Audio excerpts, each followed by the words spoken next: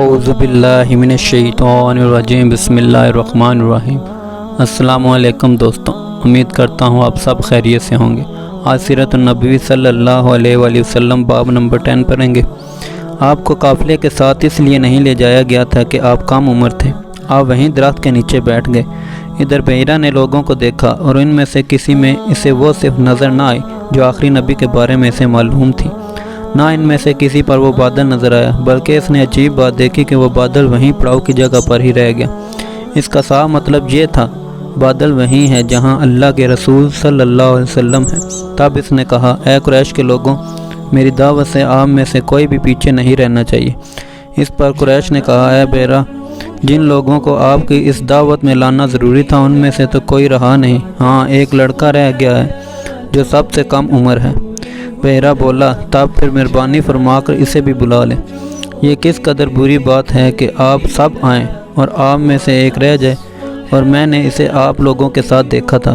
تب ایک شخص گیا اور آپ کو ساتھ لے کر بحیرہ کی طرف روانہ ہوا۔ اس وقت وہ بادل آپ کے ساتھ ساتھ چل رہا تھا، تمام راستے اس نے آپ پر سایہ کیے رکھا۔ بحیرہ نے یہ منظر صاف دیکھا اور اب آپ کو اور زیادہ غور سے دیکھ رہا تھا، اور آپ کے جسم مبارک میں وہ علامات تلاش کر رہا تھا جو ان کی کتب میں درج تھیں۔ جب لوگ کھانا کھا چکے اور ادھر ادھر ہو گئے تب بحیرہ آپ کے پاس آیا اور بولا، میں لات اور عزی کے نام پر آپ سے چند باتیں پوچھنا چاہتا ہوں، جو میں پوچھوں آپ مجھے بتائیں۔ اس کی بات سن کر آپ نے فرمایا، لات اور عزی بتوں کے نام پر مجھ سے کچھ نہ پوچھو، اللہ کی قسم مجھے سب سے زیادہ نفرت انہی سے ہے۔ اے بحیرہ بولا، اچھا تو پھر اللہ کے نام پر بتائیں جو میں پوچھنا چاہتا ہوں۔ تو آپ نے فرمایا، پوچھو کیا پوچھنا ہے۔ اس نے بہت سے سوالات کیے، آپ کی عادات کے بارے میں پوچھا۔ اس کے بعد اس نے آپ کی کمر پر سے کپڑا ہٹا کر مہر نبوت کو دیکھا، وہ بالکل ویسا ہی تھا جیسا کہ اس نے اپنی کتابوں میں پڑھا تھا۔ اس نے فوراً مہر نبوت کی جگہ کو بوسہ دیا۔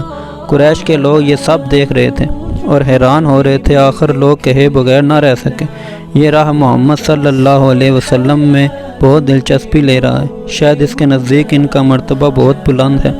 ادھر نبی کریم صلی اللہ علیہ وسلم سے بات چیت کرنے کے بعد بحیرہ ابو طالب کی طرف آیا اور بولا، یہ لڑکا تمہارا کیا لگتا ہے؟ ابو طالب نے کہا، یہ میرا بیٹا ہے۔ اس پر بحیرہ نے کہا، نہیں، یہ تمہارا بیٹا نہیں ہو سکتا، یہ نہیں ہو سکتا، اس کا باپ زندہ ہو۔ ابو طالب کو یہ سن کر حیرت ہوئی، پھر انہوں نے کہا، دراصل یہ میرے بھائی کا بیٹا ہے، ان کا باپ کہاں ہے؟ وہ فوت ہو چکا ہے، اس کا انتقال اس وقت ہو گیا تھا جب یہ ابھی پیدا نہیں ہوئے تھے۔ یہ سن کر بحیرہ بول اٹھا، ہاں یہ بات صحیح ہے، اور ان کی والدہ کا کیا ہوا؟ ان کا بھی ابھی تھوڑے عرصے ہی پہلے انتقال ہوا ہے۔ یہ سنتے ہی بحیرہ نے کہا، بالکل ٹھیک کہا، اب تم یوں کرو کہ اپنے بھتیجے کو واپس وطن لے جاؤ، یہودیوں سے ان کی پوری طرح حفاظت کرو۔ اگر انہوں نے انہیں دیکھ لیا اور ان میں وہ نشانیاں دیکھ لیں جو میں نے دیکھی ہیں تو وہ انہیں قتل کرنے کی کوشش کریں گے۔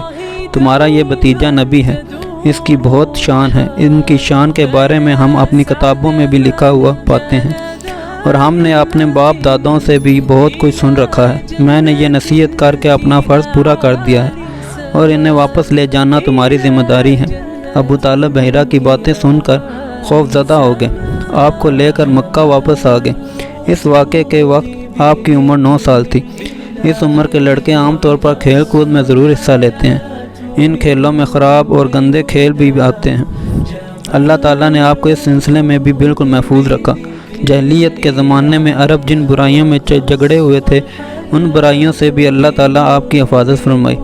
ایک واقعہ آپ نے خود بیان فرمایا، ایک قریشی لڑکا مکہ کے بلائی حصے میں اپنی بکریاں لیے میرے ساتھ تھا۔ میں نے اس سے کہا، تم ذرا میری بکریوں کا دھیان رکھو تاکہ میں قصہ گوئی کی مجلس میں شریک ہو سکوں، وہاں سب لڑکے جاتے ہیں۔